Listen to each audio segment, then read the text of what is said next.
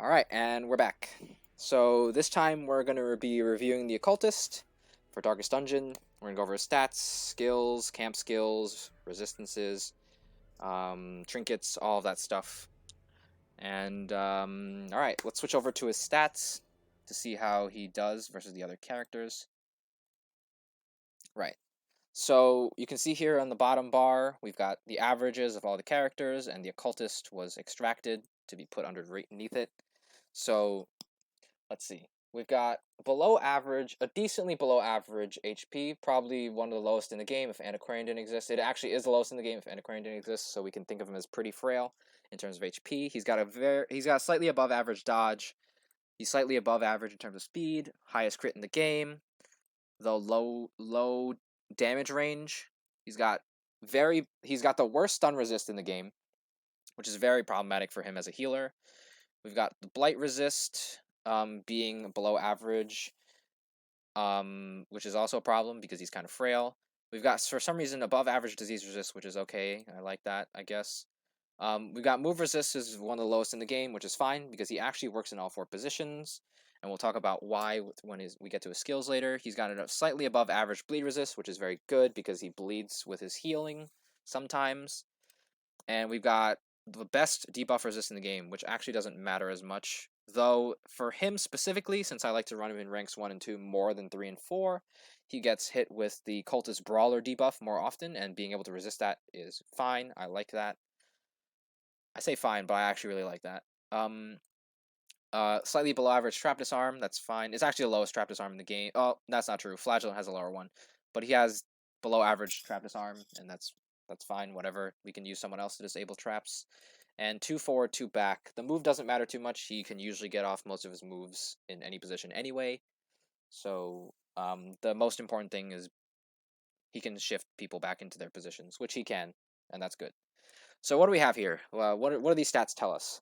These stats tell us that we have a decently frail character who has the potential to deal a lot of damage because we have a good crit, but his damage range is not very high, so it ends up being that he deals just slightly above average damage with a crit, which I'm okay with, but that's not as great. This is not a reliable way to deal damage, so we can't always predict that we'll kill when we need to kill, or just being able to predict things is good in this game. And so having crit is, I mean, I love crit. I love, if you give me more crit, I'm not going to complain, but I don't like crit as a stat overall. All right, so let's talk about his skills. All right, so his skills. As we go through his skills, you're going to see that, right, so this is my optimal stat for him. And as we go through the skills, you're going to see that he can work in positions 3 and 4. I have a preference for 1 and 2 because of his stun. It's one of the best stuns in the game, and so I run him in 1 and 2 for that reason. But let's go through his moves, right? So Sacrificial Stab is a move that can be launched from positions 1 to 3 and can target the opponent 1 to 3 ranks. It's got no damage modifier and a 13 crit mod, which means it has a 23% chance to crit because he has a 10% crit mod as base, which means this move crits roughly 1 in 4 times, which is actually, like, I'm not going to complain about that. That's pretty good. So 1 in 4 times, you're dealing 13 times 1.5 damage, which is 21. You're dealing 21 damage about 1 in 4 times. I'm okay with that. That's pretty good. To rank 3. Very important that it reaches rank 3, because being able to hit rank 3, being one of the priority ranks, is very good.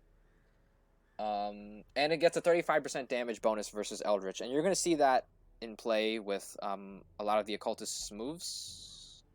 Just these two. Never mind. Just these two moves. And that is actually a very important tag in this game, because some of the hardest enemies and a lot of the endgame content is Eldritch.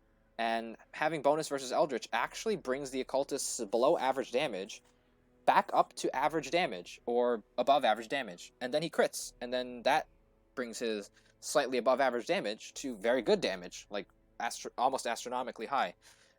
And so the Occultist actually ends up being a very good damage dealer in the endgame content, but not in hallway fights necessarily all the time. with Sacrificial Stab, which is his main damage move. His other damage move is Abyssal Artillery, which is a move that can only be launched from positions 3 and 4, and hits both of the enemy's 2 back positions. So the enemy's 3 and 4 at the same time. Its accuracy is low at 105, just like, well, Sacrificial Stab, by the way, has a below average accuracy. Actually one of the lowest ones in the game at 100, which is I guess another one of my issues with it, though, because the Occultist seems to be very unreliable. That was how the devs seem to have created him to be. He's very unreliable. His accuracy is one of the lower ones in the game, so you're not always going to hit either.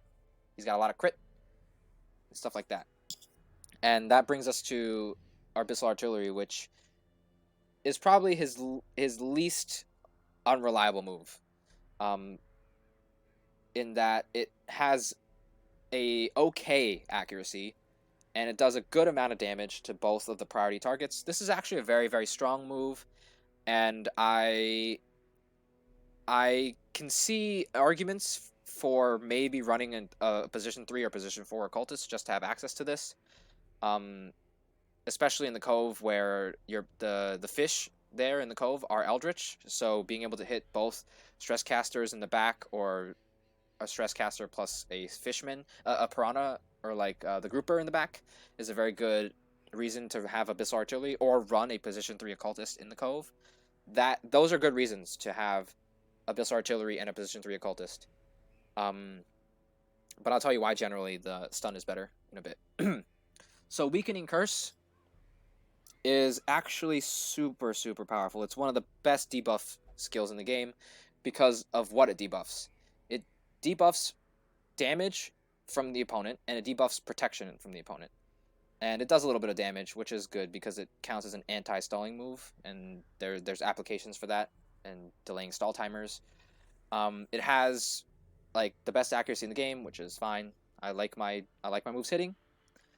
And it's got a good crit rate for being such a weak move. So it has some stress healing capabilities, just like Sacrificial Stab does.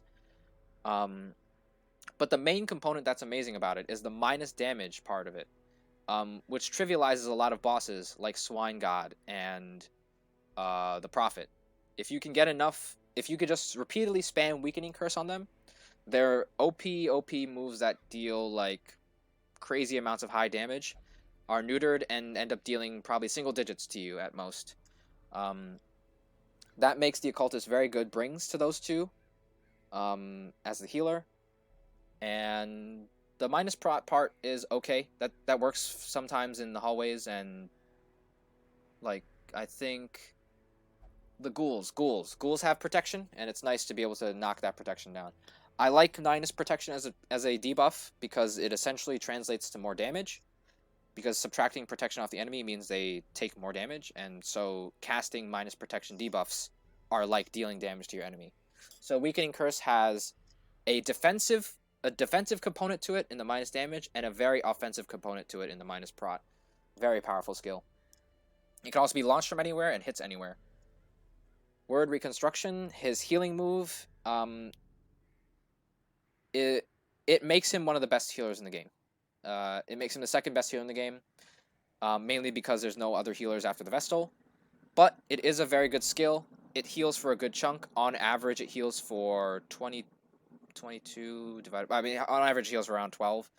And, 11 or 12. And that's really good. The Vestals tend to heal. This is without buffs. Vestals tend to heal for, like, what? We can check, actually. Vestal with her single target heal heals 4 to 5. Oh, this is her level 1 skill. Let's buy that and see. So Vestals heal 8 through 9. So on average, the Occultist heals for more than the Vestal. The issue with that sentence that I just said is that it's on average. On average, it does. We don't really care too much about average. We care about healing a lot when we need it. Like, when we specifically need it for someone to get someone off of death's door, we would like to heal for a reliable, medium amount, rather than have the chance to heal for a huge amount, like 22, but also a chance to heal for 0, or one of the low numbers. This makes the Occultist pretty inconsistent as a healer, which is really bad because inconsistent healers could end up spelling death for your units, and death is bad, right? There's also a second component to it, which you'll see a lot in the early game come into play, which is the bleed chance. The chance to apply a bleed to your enemy, to your allies after you heal them. And you can see now at max rank it's 85% chance to do that, to apply that bleed. But most characters at this stage of the game have, let's see, most characters in this stage of the game have 90 and up, bleed resists. The only 3 characters in this at level 6 that have less than 85% bleed resist are the Plague Doctor, the Antiquarian, and the Leper. The Leper has a huge HP pool, so it doesn't really matter if he gets bled. The Antiquarian shouldn't be used this late in the game. You've probably already gotten the money out of her. You don't want a weak unit on your team. The Plague Doctor is a backline unit that doesn't get bled that often, and even if she does get bled, she is a backline unit that doesn't get hit that often, so it doesn't matter if she gets bled. She probably doesn't need the heal most of the time anyway, but if she does get bled, or if she is in danger, if she does get bled by the Occultist, she can heal it by herself with Battlefield Medicine, her own skill, and that's good. So, really in the end game, this doesn't really matter too much, the bleed portion of this, but in the early game it'll matter a lot, where I think the chance to bleed is like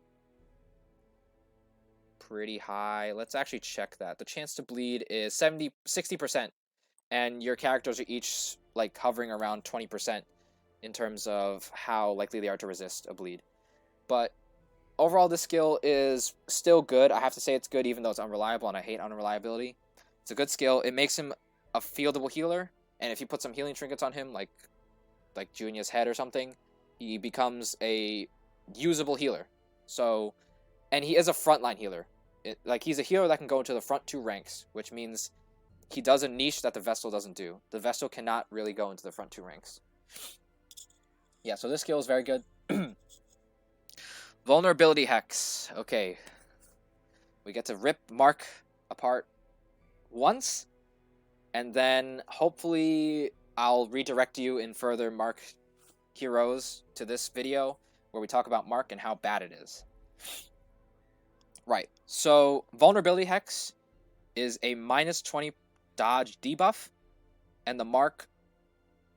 Okay, what Mark is as a mechanic is that you spend a turn applying a Mark to a target, and that target, for the next 3 actions it takes, for the next 3 turns, you deal bonus damage to that target. The reason why Marks aren't that good, in my opinion, is that most enemies in the game, you will one-shot this Mark. You will one-shot the Mark target, guaranteed. But it will have taken you 2 actions to do that. It would take you the marked action and then the unit shooting that marked person or attacking that marked person in order to kill. So it costs you 2 actions to kill someone when you could have just stunned them for the turn, which is essentially like killing them for the turn and kind of dealt with other people. You could have also stunned them and then had someone and then killed someone else that was more important. You could stun a frontliner and then kill that person. Most enemies in this game can be killed without marks. And what's the other reason why marks are bad? I already forgot. Oh, the speed of your markers is very, very important. If somehow the person who's supposed to take advantage of the mark outspeeds the Occultist, that means they have to do the marking for themselves or just not take advantage of mark that turn. So, for example, let's look at the Arbalist, who has 5 speed. She's supposed to have 5 speed. There's a very high chance that the Occultist goes before her, which is good because we want to mark and then use the Arbalist to take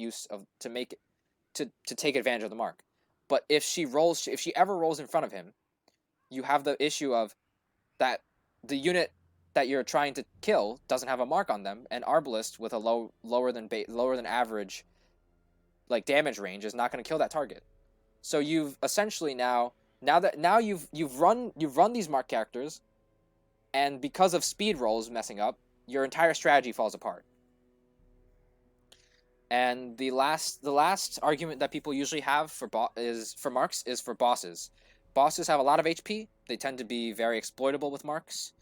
The main issue I have with that is that bosses, the hard bosses, tend to have two or three actions per turn, which means they can eat through the mark very quickly. Mark counts as a debuff, and every time the enemy takes a turn, takes an action, it ticks down the mark timer by 1. So what that means is someone with 2 actions will burn through the mark twice as fast as someone with only 1 action.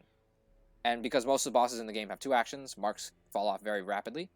And not only that, the bosses with 1 action per turn are the bosses that are considered cakewalks in this game. Like Swine God, you can kill with almost anything. You can kill Swine God with Weakening Curse. I just mentioned that. Kind of just setting up infinite turns with Weakening Curse. You could do a lot of things to exploit Swine God to kill him. You could do a lot of things to exploit the Prophet, which also has only 1 action per turn, to kill him. You could do a lot of things to exploit a lot of 1 action characters in the game, besides Mark. Mark is certainly viable there, but a lot of things are viable there, so it's kind of hard to say that Mark is strong if a lot of things are viable at the same time for those fights. Minus dodge is also not a very good debuff. Generally, I like to buff my own accuracy, then apply a minus dodge debuff on the enemy, because if that minus dodge debuff fails to apply, then suddenly I just have a bunch of losers that don't have enough accuracy to hit that character. I tend to like to trinket for accuracy rather than debuff the enemy's dodge. Hands from the Abyss. This is a very, very good skill. In terms of stuns, this has everything I want it to have. It has reach into rank 3, which is good because we want to stun a priority target. That's very good. It's got a very strong accuracy at 110, one of the highest. 115 is the highest accuracy in the game for damaging moves or stuns. And so 110 is pretty good. A lot of stuns will be underneath 110. A lot of damaging moves will be underneath 110. And so this is one of the highest accuracy stuns in the game. Very good. It has a good damage mod. Most stuns in the game have a heavier damage mod than -50. And the Occultist, though, does have a lower damage range, so this ends up dealing regular damage. But it has a very strong chance to crit, which means it does end up dealing okay damage, at least, if you crit. 13 crit is even more than sack stab. Oh, no, it's the same. But 13 crit, I mean, you're critting once every 4 moves. Once every 4 times you use this, you're critting, which means once every 4 times you use this, you're stress healing, and you're dealing more damage to a rank 3 character, potentially, which means you are whittling them down more, which means you can kill them easier with another person. And that's good. That's very, very good for a stun move like Hands of the Abyss. And not only that, it has the highest stun chance in the game at 150%, tied with a few others, but it is one of the highest. And not only that, the Occultist has a trinket we'll talk about later, which buffs his stun chance even further. And so, Hands of the Abyss ends up being able to sometimes double stun or even triple stun certain enemies. And that is just way too powerful to not run. The only problem with it, I guess, is that you're forced to be in positions 1 and 2 in order to launch this attack, which is very sad because Abyssal Artillery is a very good move that you will lose access to, but I find that the draw of Hands from the Abyss is stronger than the draw of Abyssal Artillery, so I run my Occultists generally in 1 or 2 for that reason. Though I am very sad that Abyssal Artillery is dropped for that. Demon's Pull is pretty bad.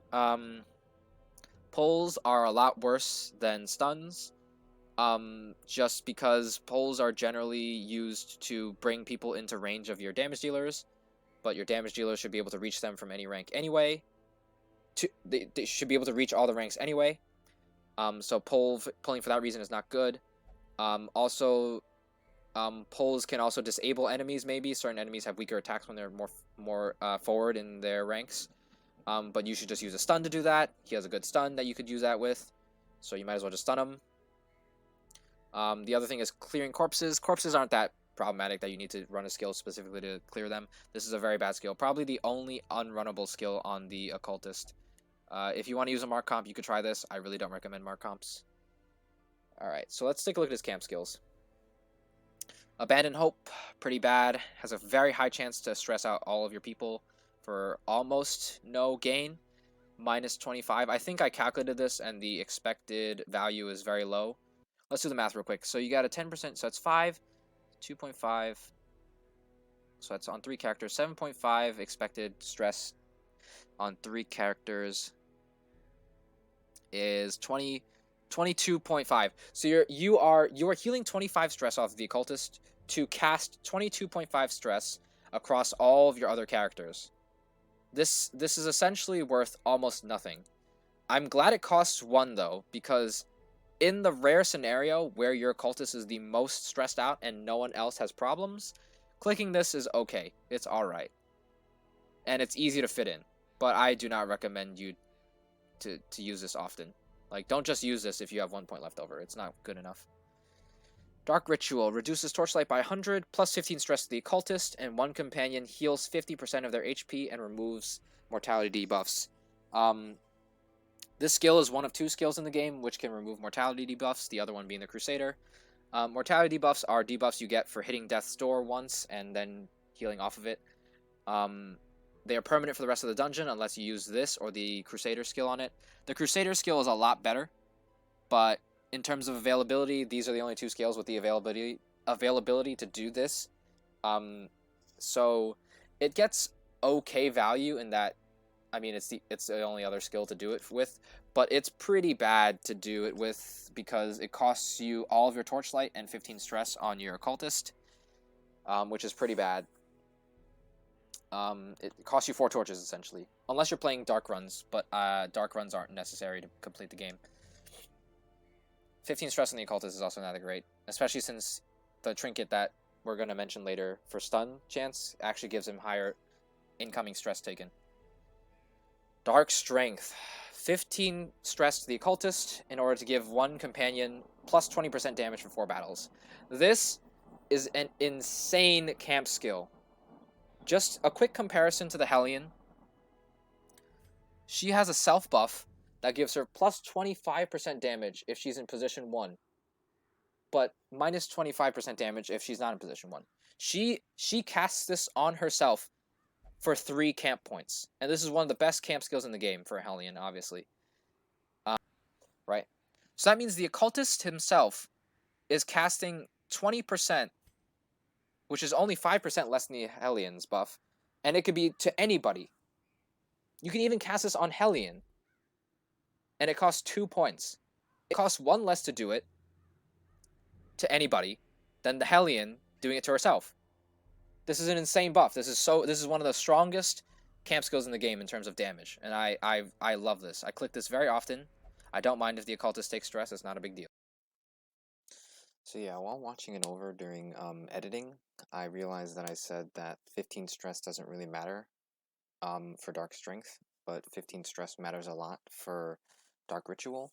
The only thing I was trying to say was that Dark Strength's buff is so much more worth it than 20% is so much more worth it of a damage buff than all of the benefits that Dark Ritual could bring to the table, with all of its downsides of minus 100 torch and minus 100 torch as well. The other thing it brings to the table is 50% HP, which is not very valuable when you have the Occultist as a healer, and so it ends up being that Dark Ritual is just not worth it compared to Dark Strength in terms of the stress cost.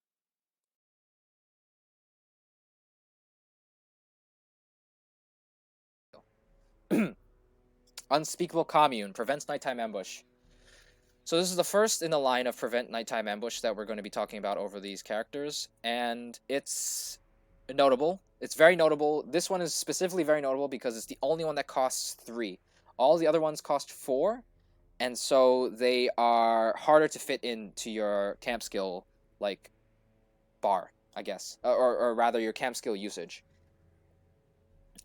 It does stress out all of your other companions for 7, but if you were to take a really rough nighttime ambush anyway, you would probably take more than 7 stress on everybody.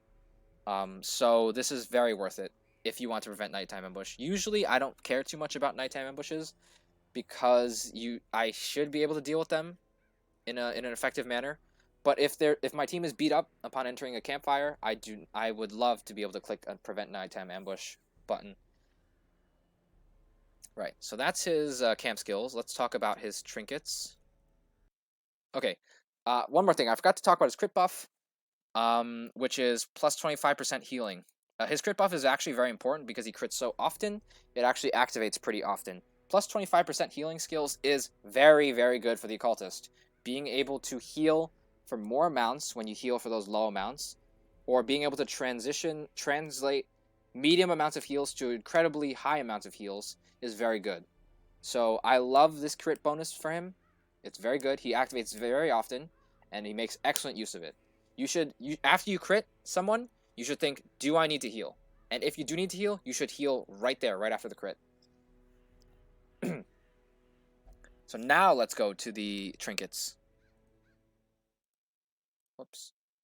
Right, so here are the trinkets for the Occultist, right down here. Alright, let's go over the rare and very rare trinkets, because those are the really only ones that matter. The rare trinket is plus 20% damage and plus 10% stress. The Occultist is not a damage dealer, really. I wouldn't bother with this trinket. It just basically reads plus 10 stress to me. This is the trinket that I was talking about. This is an insanely powerful trinket. We've got a 30% stun skill chance, bringing us up to 180 stun chance, just with this alone. One of the highest in the game. The highest in the game, actually. Without DLC. With DLC, he still is the highest in the game. He gets a plus 40% debuff skill chance. We run debuffs. We like this. Weakening Curse being applied more consistently is very good. And this helps with that. Plus 3% crit makes it so that the 23% chance to crit with sack stab and the stun becomes 26. I'll take that. I like more consistent stuns. Virtue chance minus 10. We try not to. This might look pretty damaging, but we really try not to be stressed with him. You'll see that we run stress healers most of the time with him in recommended comps, so this doesn't matter too much. Though the plus 15 stress taken is, and this as a combo, these two as a combo are pretty concerning. That's why we have to run stress healers with him. There is special mention to Eldritch Killing Incense, which does give kind of pretty heavy bonuses to Occultist's damaging capabilities, and at the cost of no downsides. This is a early game trinket for the Cove and Wield more than it is a late game trinket. Because in the late game, Occultist just doesn't deal damage. He's not mainly a damage dealer. He's mainly a stunner. So this doesn't really get run most of the time. As for trinkets, I would recommend. I think Demon's Cauldron is a staple for rank 1 and 2 Occultists. Rank 3 and 4 Occultists would probably run more defensive trinkets.